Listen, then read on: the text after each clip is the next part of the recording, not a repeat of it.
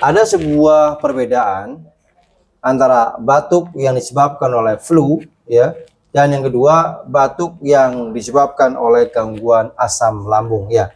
Kalau flu berarti memang unsurnya dingin. Loh, kok dingin? Ya, disebabkan oleh faktor eksternal. Contoh, keletihan ya. Yang kedua, musim ya, dan dibarengi oleh gangguan sakit kepala. Biasanya ini akan menyebabkan batuk disebabkan oleh flu ya. Terus bagaimana solusinya? Solusinya ya bisa menggunakan madu watuk atau bisa menggunakan herba yang menghangatkan saja. Contoh madu kawi dikonsumsi dengan air hangat, biasanya cukup. Terus bagaimana dengan permasalahan yang disebabkan oleh lambung? Ya, oleh lambung itu ciri khasnya jelas sama, dahak meningkat, tidurnya terganggu, sering merasakan gangguan wilayah bahunya atau wilayah punggungnya.